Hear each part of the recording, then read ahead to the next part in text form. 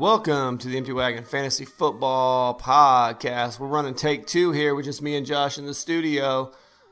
Only 2 guys. Gonna knock this out. We're gonna kill it. We're gonna get you guys here. We're gonna finish up Sunday games. We're gonna preview Thursday. We're gonna fire it up. We're gonna love life and live it up. So, you know what? Since I already messed this up once, let's just get into some games, man. Let's get into some games. We got some news to cover. But we're going to start with the shootout. I do want to say this real quick. Though. Whenever your kids come to you first thing in the morning and say, hey, there's water coming out of the toilet, you should probably move with a sense of urgency because there's probably more water than you think there is. Yeah. No. That happened to me this morning. Ooh, it was a good times, huh? All right, well, we got the shootout of the day. We got Tampa Bay and the Rams. Really wanted to save this for a new show so we'd have plenty of time to talk about it because there's so much going on with this game. Jameis Winston threw for so many touchdowns. He was throwing onto both teams. He was equal opportunity touchdown thrower. He threw 4, but technically 5. If you want to get down to the nitty. Nothing wrong with that. That's right. Got to get those numbers up. Got to catch Patty Mahomes somehow. Jameis Winston, he plays the Saints next week, and we'll kind of talk about their defense. Is he an okay streaming start the rest of the week? Because this Rams defense is supposed to be no joke. Dr. Jekyll and Mr. Hyde, I guess, man. He's had 2 pretty good games in a row now. He's only had 1 bad game all season, so I think Jameis is legit, man. And now they're giving the ball to the better running back in that backfield. I think they got everything figured out now. Well, finally. So I've been listening to some interviews with Carson Palmer where he's talked about a Bruce Arians offense, about having to take. It takes a little bit to get used to a Bruce Arians offense. A lot of terminology. It's good. A good offense usually disguises stuff and hides stuff, so it takes a little bit for a quarterback to get it. So I think that's what we're seeing from Jameis is he's finally learning how to thrive in this offense. Bruce Arians setting him up for success. We had a ginormous game from Chris Godwin, 12 catches on 14 targets, 172 yards and 2 touchdowns. He good. That'll get the job The thing done. was, Mike Evans even had a good game. He only had 4 for 89 and a touchdown. It was a long 67-yarder where Marcus Peters did one of his, I think, bites on a first move and forgot that he doesn't have help behind him. And, But still, Mike Evans, if you started him, you're still happy with it. Are you okay with both these wide receivers, Josh, going forward? I'm a little more nervous about Mike Evans than I am with Chris Godwin, because when Chris Godwin was, a little banged up last week, Mike Evans just feasted on that thing. And now that Chris Godwin looked like himself a little bit more this week, he feasted again. I think you're right, Brad. You said before the season that Godwin's going to be the number 1. I feel a lot better about him than I do Mike Evans. I think maybe Mike Evans, we're going to have to see how this plays out, but I wouldn't be too remiss if you said that you were going to go ahead and sell high on him. Selling high Mike Evans. You want to sell high, though. I mean, you're going out there, you're getting you a good running back, a solid starter running back every week or something. The reason Godwin, I think, is so good in this offense is that he's playing out the slot. And Jameis Winston is notorious for throwing to tight ends and over the middle. He's not been a great quarterback at throwing down the sidelines. He doesn't have that accurate deep arm. So those short intermediate throws, those tight end-like routes, which we see a lot from slot receivers, which Chris Godwin is playing, is going to help Jameis Winston. Okay. I agree. And Cameron Brate had another touchdown called back. He got a touchdown as well. He still got one, but he's the king of getting touchdowns called back. I've never seen a guy get more touchdowns called back than Cameron Brate. Since you're talking about, it's also that offensive line is not disciplined at all, and they get a lot of dumb penalties. Cameron Brate, O.J. Howard. How nervous are you as an O.J. Howard owner? I'm at DEFCON 8, dude. Like, I'm freaking out. Are you going out and getting the Buffalo rookie Knox? Would you start him over? Yeah. Dawson Knox. Yes. Right now, yes. And obviously Absolutely. Will Disley, starting him over O.J. Howard. Austin Hooper's getting started over O.J. Howard. Yeah, and whenever Sam Darnold comes back, you got to remember uh, the New York Jets. They have a tight end that they like to use quite a bit as well. So maybe go out and That's grab him. Chris Herndon. Yeah, he's Chris coming off Herndon, yes. suspension as well this week. Sam Darnold probably not going to play this week. They found something on his spleen, so he's probably going to be out again. Even though he had that mono, he had an outside shot to play week 5. Probably not going to play again. And then you already brought up the running back situation. Ronald Jones is finally getting the majority of the work there, and he's looking good with it, honestly. Yeah, he's clearly the better running And back. I mean, I don't know why it took this long to come to this anyway. Let's move over to But the Rams whatever. side of the ball. Jared Goff threw the ball 68 times.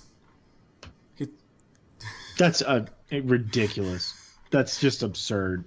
I can't even tell you the last time I saw a game where a quarterback And he threw was the ball sacked 68 twice. times. So that means he dropped back 70 times to throw. Oh my gosh. And that's that happened. So he threw for 517 yards and only 2 touchdowns. You don't expect this going forward with Jared Goff throwing the ball 68 times, do you? No, but this was his fault because he got them out of the game with those interceptions. Like they started trailing big early, and it was his fault. So he had to try and dig them out, and he threw for over 500 The good yards. thing about him So, throwing the ball that many times was that Todd Gurley was double-digit targeted, Robert Woods was double-digit targeted, Cooper Kupp was double-digit targeted, and Brandon Cooks had 9 targets. So, let's be honest. There's probably one that was really targeted for Brandon Cooks, but Goff just missed him so bad that they didn't give him the target. yeah, old Bob Forrest, he so much for having a bad year. He didn't get a touchdown, but 13 catches for 164 yards isn't too shabby. Cooper Kupp probably had you scared for the first half, but then he came around with 9 for 121 and 1 touchdown. Gerald Everett with a touchdown. Is this anything? No, I think this was just a product of Jared Goff trying to get them back into the game. Like I said, it wasn't. They were just going to whoever was open, and if you know Tampa's defense, a lot of people are open. So it just so happened that Gerald Everett was this time, and yeah, I'm not really making too much of it. Jared Goff was, for the most part, atrocious in this game, but he still put up about 20 fantasy points. Was so this good Todd for you, Gurley's Goff. get right game, or is this a chance to sell high on Todd Gurley? People thinking maybe Todd Gurley's back. Well, they certainly didn't get him the touches that they were talking about getting him, right? So he had 12 actual touches. I know. He had 12. Sorry, he had 11 targets. He had 12. Yeah, he had more targets, but with that, it still wasn't the 25 that we had hoped. I was very happy to see him involved in the passing game, which is something that we haven't really seen most of the year. So that was very encouraging. I wouldn't be shy if you went out and you sold high on Todd Gurley. I think that's a good move. This Tampa Bay run defense is pretty good. That's Todd Gurley averaged 3.2 yards a carry, and he had a 13-yard run. Yeah, and I was looking real smart. I was looking real smart there for a while until he got those touchdowns. Yeah, that hurt. But Todd Gurley was a villain for most of the game.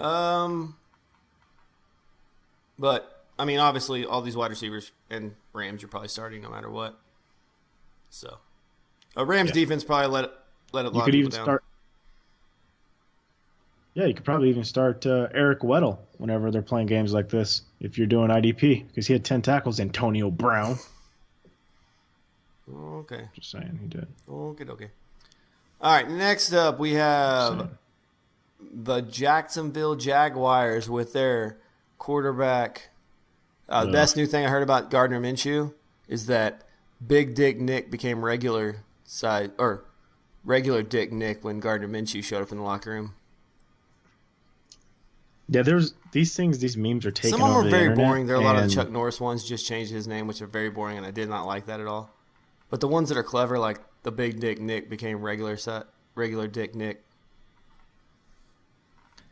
Yeah, that one was pretty good. There was another one that we were talking about. Tom Brady, the one where he was at a football camp and the kid was crying because he couldn't throw the football, and he said, "Just keep working at it." And that kid grew up to be Tom Brady. Yes, so that one, that was a good one. I'm sorry, I appreciate that. Gardner Minshew, like he wasn't a world beater, but some of the plays he made, like this guy, he's got moxie.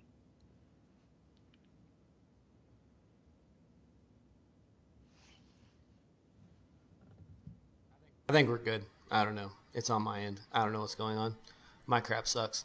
Yeah. But you said he's got moxie. He's technical difficulties. Moxie, which is it's what you want to hear. He didn't have like an amazing statistical game. 213 yards, 2 touchdowns. That's all right, but I mean, he won the game. So that's what you want to see from a fantasy perspective. Though this game was all about a Mr. Leonard Fournette. He had 225 yards rushing. Absurd. And it is absurd. 2 catches for 20 yards. Man, you were loving everything that Lenny gave you this week. And I did pick him to be my hero, so I felt very good about that. You would have liked a touchdown probably, but yeah, I'm not going to complain too much about that. Raquel Armstead came in there and vultured that thing, so it wasn't – I didn't think that was fair, but whatever. Yeah. He did it on a passing play, so I get it, but – I mean, Lenny could have easily done that, but he was probably tired from racking up 225 yards. That is true. It's a lot of yardage. He looked good. Looked like vintage Leonard Fournette. We saw his rookie year. Stuff I like to see. The wide receiver situation for Jacksonville. What are you doing with that? DJ Chark, D.D. Westbrook. Yeah, I still like DJ Chark right here. I think he's the better wide receiver. I think he's clearly Gardner Minshew's number one. I understand that D.D. had more yards and receptions, but it wasn't by a lot. He just had a big play that DJ Chark didn't have, and you know, he's the guy I want. It just depends on the type of game. If you're going to go against a team like the Broncos who doesn't score a lot of points, that's something that you have to take into consideration. But if they're going to be playing a high-powered offense, you want DJ Chark in your lineup, and you're going to feel good about it. Okay. And then I don't even know what to talk about with these, Broncos side of the ball, man.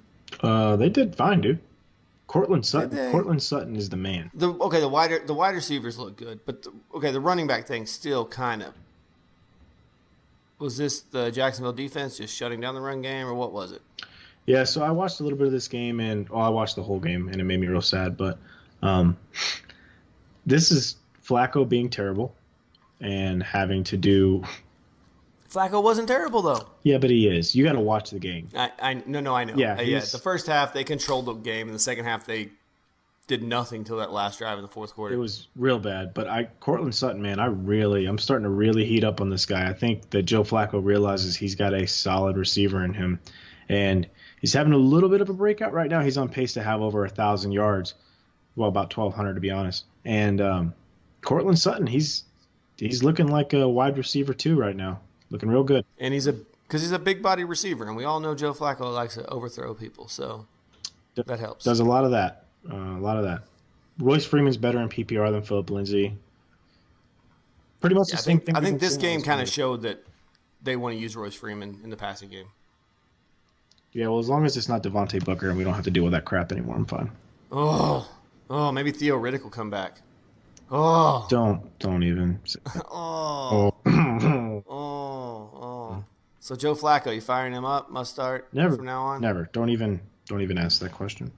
Don't even ask? Don't even ask it? No, because he's probably quarterback 30, maybe, out of 32 starters. Like, no.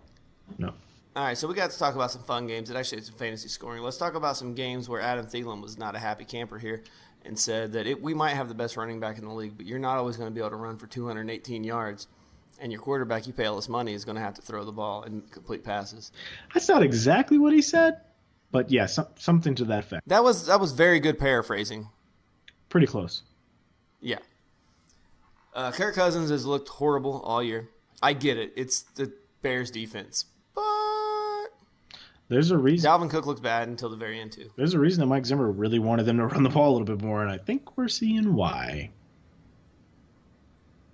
Do you see, if the Vikings have another down year, do you see them drafting a quarterback next year? Yeah, I think so. I mean, there's nothing they can do with Kirk Cousins' contract. The whole thing is guaranteed. There's nothing they can do. They have to keep him, but they don't have to play him. But there's no way they're going to dump that. There's no way. They're probably going to be drafting a quarterback to start preparing because they do have 2 great wide receivers. They have 2 really good wide receivers, and not to mention they have an incredible young tight end that they just drafted this year in Irv Smith Jr. I mean, Dalvin Cook, the pieces are all there on offense, and the defense is still stacked. So the biggest piece you're missing is the one that was supposed to get them over the top in that Super Bowl, and it's done nothing but flame out. So we all knew that Stephon Diggs was going to have a blow-up game, right? Because it's the Bears defense, and Stephon Diggs is going to go for 7 for 108. Yeah. Right? We all called that. Yeah, that's what I thought. Yeah. Well, Thielen had a solid game, 2 for 6. So. Yeah, and he missed him a few times too on some like nice passes, and that's what he was upset about. Yeah. Dalvin Cook probably didn't kill you. Biggest news out of this is Mitchell Trubisky. He fell on his left shoulder. It says he's not going to need surgery. They don't expect him done for the year. But Chase Daniel came in there, and Chase Daniel looked pretty consistent and good. Got the offense moving. Yeah, this reminds me of 2 years ago whenever all the quarterbacks were just kind of dropping like flies. Andy Luck, Deshaun Watson, a bunch of those guys that were just going down hard. And this is looking really similar to this year. And, I don't want Chase Daniel. I don't want anything to do with him. Well, the one good thing I like about Chase Daniel is as soon as he came in, the first pass he threw to Allen Robinson was probably the best pass Allen Robinson had thrown to him. It was like a back shoulder that as soon as he turned around, he didn't write the numbers. He didn't have to dive for it or jump for it. Yeah. It was like a perfect back shoulder fade. Yeah, and if anything, you want to go get a guy like a Trey Burton right now because I'm not saying go out and trade for him, but if he's on your waivers, you want to grab him because there are these short routes that they do with him and Tariq Cohen, his value is going to skyrocket, in my opinion. So a guy that I'm really like, didn't have a great statistical game, but a guy that you're probably going to lose out on chances to buy low is David Montgomery. He's getting the work. This is a good Minnesota's defense who were just stacking the box and daring these quarterbacks to throw the ball on them. David Montgomery is 21 for 53, but he's got Oakland next week. That'll fix it. I'm not going to tell you who my hero and villain is, but listen to the FSA drop, people. Hey. That's a tease. Tease. And Allen Robinson, he's good. He's a great wide receiver too in PPR. Yeah, I really like Allen Robinson a lot. And Chase Daniel, he didn't hurt his value at all. He came in there and actually helped it quite a bit. So. And Tariq Cohen got a rushing touchdown or receiving touchdown. So. Yeah. I guess Tariq Cohen, whatever. We'll see how this offense looks with Chase Daniel under the helm.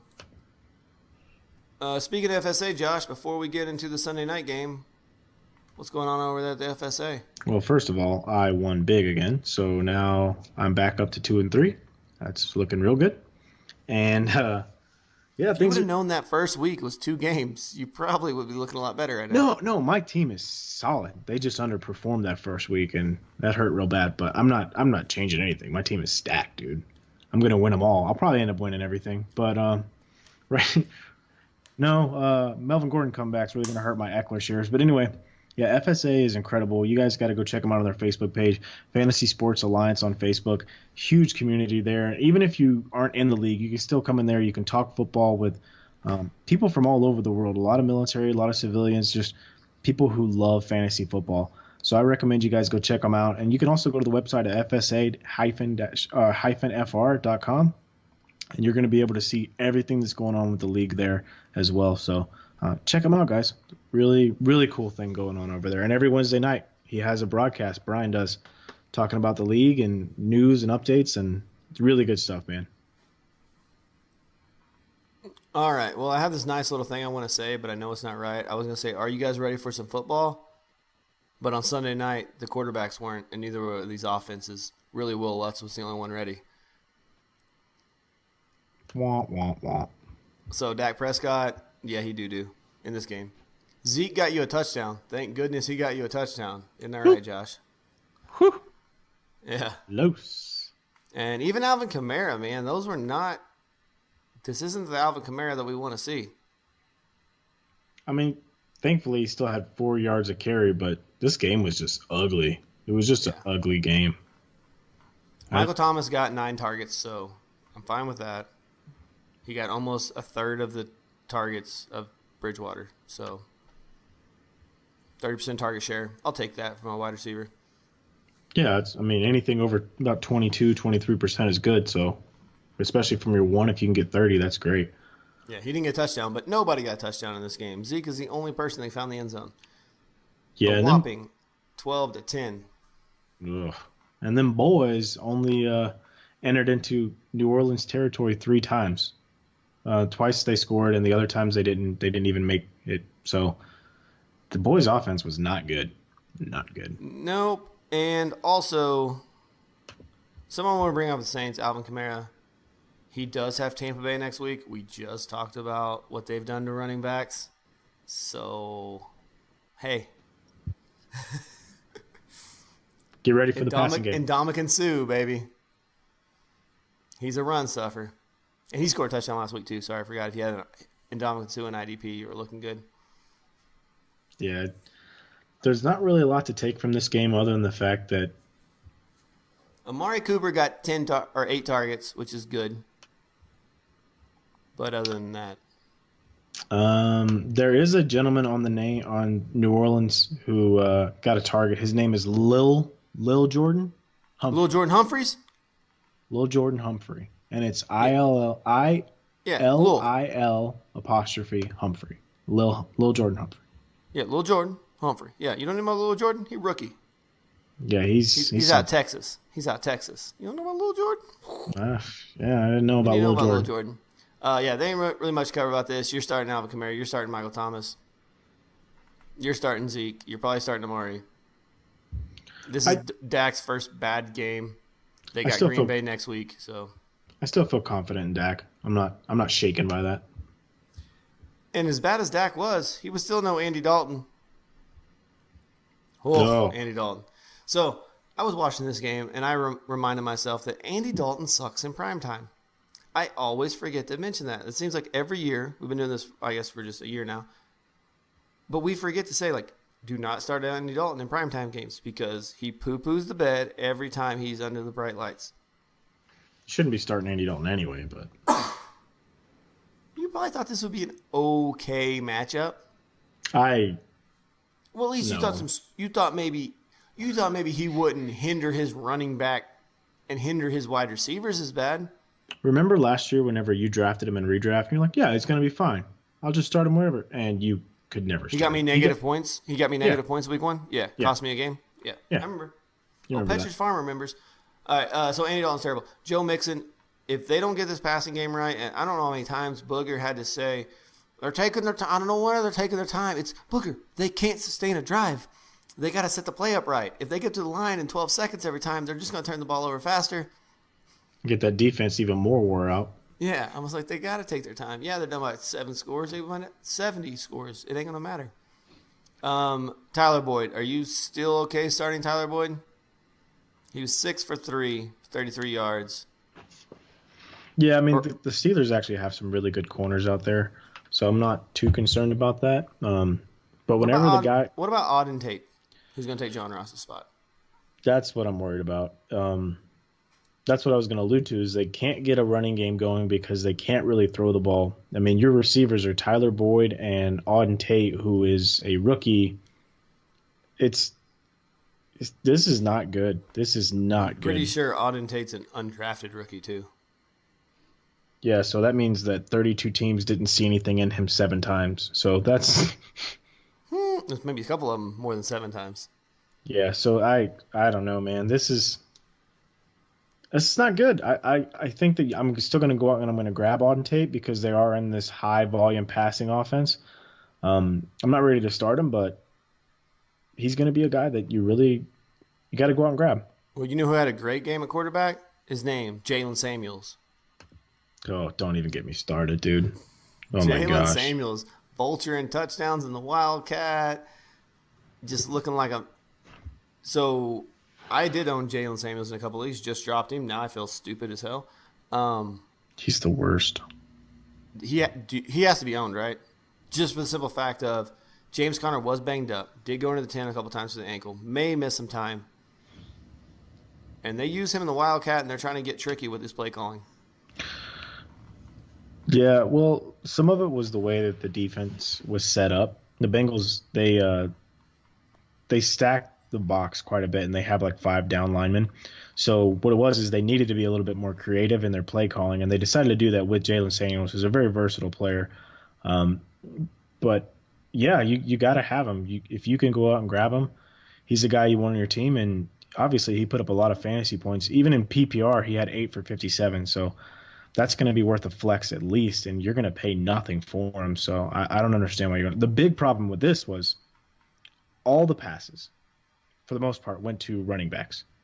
Yeah, And it was all none of short. them. It was all short, except for the one big play where Deontay Johnson was not covered. No corner went with him when he crossed with Juju. They all followed Juju, and he was wide open. Like, I don't think I can make that throw, but man, I would like an opportunity to try to make that throw. I could have done it. I don't know in full pads, maybe in shorts and a t-shirt. Oh yeah, for sure. Shorts and a t-shirt could have done it. Nailed it. The, so Juju, man, are we panicking on Juju here? There's not a lot you can do. If they're not going to push the ball down the field, I am a little worried. Because when Yeah, Nick I'm- Vanette has half as many targets as you, and it's 2-4, not good. Nick Vanette, who you just traded a 5th-round pick for last week, who doesn't know this offense. Yeah, I'm very worried. But you can't do anything with him. You can't trade him and get anything back for him. You're certainly not going to drop him. This is just you're going to have to wait and see. You don't have a lot of options right now. And it's sad. It makes me real sad because I drafted him. I do think this offense is going to start opening up a little more as Mason Rudolph gets a little more comfortable. Big Ben was even on the sidelines wearing a headset, showing him the plays and stuff, which I've never seen Big Ben do, because Big Ben even said they wasted that draft pick last year, which I think is hilarious. Because he's selfish. Yeah. He's a diva. We talked about that earlier. Yeah. What did you say about divas? Something about divas and their makeup. Oh, no, I couldn't think I'm of just kidding. yeah, I guess that's for another day, Brad. For another day. For So another that day. pretty much wraps up week 4, yeah? It does. Any other things we want to talk about in here about week 4? I'm glad that that murderous Vontez Burfict was suspended for the season. But he's perfect. You know who came to his defense? Who's the guard? Who's the guard on the team? No. Not Richie Incognito. Oh, Do you remember a guy by the name of Romanowski, Bill Romanowski? yeah. Oh, I remember Bill Romanowski, Mr. Steroids himself. What was that NFL Blitz, the league game that he was on the cover of? Yeah, Oh. and you remember Yeah. how psychotic he was, right? Yeah, he made Vontez was- Perfect look like a baby. Or Yeah, he's puppy like, dog. I love the way he plays football. I'm like, okay, well, just because you're a psychopath, I appreciate your help in the Super Bowls, but you have roid rage like no one else. He ended someone's career by breaking their orbital bone. Yeah. What's wrong with that? He's crazy. He's crazy. So anyway, that's not the guy you want to have defending you. Anyway, that's all I have for week 4. Okay, let's get on to week 5, and let's talk about Thursday Night Football. We got a good game here. We got the Rams going to Seattle to play. I'm excited about this. 49-point over-under. Seattle's favored by 1.5. So should be a good game. I do worry about road Jared Goff. Are you starting Jared Goff this week? You own Jared Goff in a couple leagues, right? Yeah, I'm gonna start him. I don't feel good about it, but there's the alternatives are drying up. We just talked about how Mr. Trubisky went down as well. If you can go out there and you can snatch a Jameis Winston up, great. But for the most part, Gardner Minshew's already grabbed in a lot of leagues. There's not a lot to go on here, boys. Yeah, and a lot of the guys that you probably have chance. Daniel Jones, he plays Minnesota this week. Probably don't like Can't that start. too much. Kirk Cousins against the Giants. Would you start Kirk Cousins over Jared Goff this week? I can't think of one scenario I would start Kirk Cousins. Would you start Chase Daniels playing Oakland over Jared Goff? No. No, I wouldn't. Jacoby Brissett against the Chiefs if he's out there. Oh yeah, 100%. But there's no way Jacoby's out there. He might be out there in your league. You got to check. What about either Baker or Jimmy Garoppolo over Jared Goff? They play Monday Night Football against each other. Oh, I'd start Baker. No Jimmy G? That San Francisco defense look good. They're one of the 3 undefeated teams. I understand that, but I don't care. I don't care. Okay. They're a joke. And Good then, for you for being 3-0. again, like we always do, we're going to rank the wide receivers for the Rams in this game. Go ahead. You go first. Cup, Cooks, and Woods. Cup, Cooks, Woods. I think I'm the same on that. Now, if I had to say throw Tyler Lockett and DK Metcalf in there, where would they slot in with these Rams wide receivers? Lockett's right after Cup. So it would be Cup, Lockett, Cooks. Cooks. I still like Robert Woods more than I like DK. Okay. DK is second in red zone targets this year. Just something to think about. But you know who's right behind him in red zone targets this year? Will Disley, baby. My boy. You firing Will Disley up this week? Oh, yeah. He's number 6 tight end in all of PPR. Of course I'm going to fire him up. And Russell Wilson's a must start, right? Yeah, I think so. He's playing some good ball right now. They're throwing it a little bit more than we expected. And Chris Carson had 18 broken tackles. My goodness. 0 fumbles. On 22 touches, I think, too. Yeah, I'm loving some Chris Carson this week as well. So this Seattle offense is getting exciting to watch. So going back to the Russell Wilson, he is highest right now in completion percentage. He's over 70% completion percentage. So somebody who's going to be efficient, it's great because you ain't going to throw the ball that much. You want to be completing a lot of them. And then the thing about Chris Carson is Rashad Penny could be back this week. I know Pete Carroll gives us really nothing. He's been saying this for 3 weeks now. Just watch for Rashad Penny to steal some of that work. It's a short week. I'm starting to think that maybe they do realize that Rashad Penny's just not the better running back. They want to have him available, but Chris Carson wants it. Well, like you said, though, Chris Carson's injury history is pretty extensive. That is true. But he's just a way more physical runner, and he wants it, man. He really wants it. And he knows that his job security is almost non-existent. Who has a better game, Todd Gurley or Chris Carson? Chris Carson. Ooh, man. God, if you said that halfway through the season last year, people would have stoned you. Yeah, well, it's a different year, That's man. what I'm saying. Like, 1 year ago, nobody could touch Todd Gurley. He was 20 points, set it and forget it. Yeah. And now we're talking about Chris Carson, a guy who came off the streets to play football. You're taking him over. Well, I mean, this Rams offense is becoming a little vanilla. Like, their team saw what the Patriots did in the Super Bowl, and even if they don't have the personnel, they're still able to slow it down. And I'm just not in on Todd Gurley compared to Chris Carson. I still think Todd Gurley's a great player, obviously. Are you starting either one of these defenses? Rams, Seahawks. They're relatively really owned defenses. I don't. It's hard to go away from Aaron Donald. It's hard to say no to Aaron Donald. It is, but after what Tampa did to him, I can't. And Marcus Peters is not going to play, and he was one of the big pieces in that game. At least I don't expect him to play because he got murdered. Oh, yeah, when he got that touchdown? Yeah. Yeah, his pick 6. And the team's all grabbing him, and they're all jumping on him and stuff, and he's like, the dude's dead, out. so maybe you should. He was out, yeah. He's unconscious, so maybe you should help him out a little bit. Anything else in this game you think we missed? We talked about the quarterbacks, talked about wide receivers, running backs. CJ Pro size? Oh, sorry, it was a joke. No, come on. Get out of here. All right, but when you guys are hearing this, it's going to be on Wednesday or Thursday. The waivers have cleared. Any guys you going out there to look now that waivers are cleared to go grab, Josh, for cheap or free, maybe? If Rashad Penny gets dropped, you going to pick him up? I like Rashad Penny. I like his chances. I still like Alexander Madison quite a bit if he gets dropped. Rojo, I think, will be scooped up already. I like Jameis a lot as well.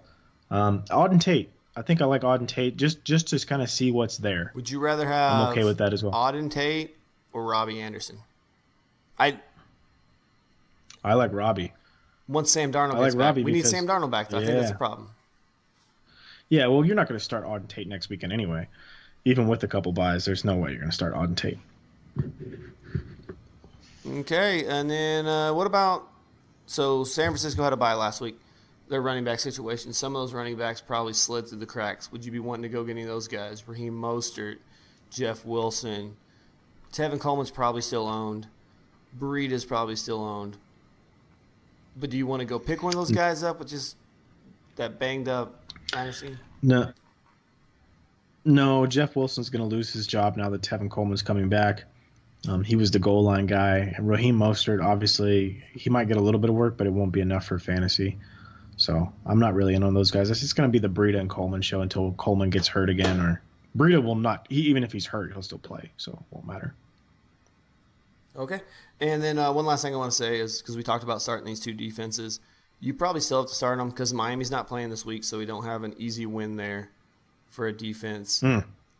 And Baltimore plays Pittsburgh, and we saw Pittsburgh looked okay, but that's the Bengals off or defense that's terrible. So there's not going to be a whole lot of great matchups for the defenses this week. Yeah, it's true. The streaming options that we've been getting aren't really there. You got Tennessee and Buffalo playing each other, so you could probably get a low-scoring game there. But I like Buffalo's defense quite a bit, actually. I think they're going to be just fine. Good stream this week against Tennessee. Yep. All right, man. Short show. Good show. Liked it. We will see you guys you guys will hear us on Friday. Bang out all these games. Get them ready for you. Bang them out. Yeah, buddy. Remember, check out FSA. Check out our ranks, which we should be updating hopefully by tomorrow. Get you guys ranks ready for week 5. And get all this stuff going. That's just stupid. Yeah. Appreciate you guys for tuning in. Thanks for tuning in to Wagon Fantasy Football Podcast. I am Josh. You can catch me at FF Josh Hughes. Brad will be at Tack Jones. And Eric is at Guns of L19. Even though he's not here, you can still check him out as well. And the show is at Empty Wagon FF on Twitter, Facebook, Instagram. We're on every possible any place you can get podcasts. And check us out. We're all over the place. Have a good week. Later.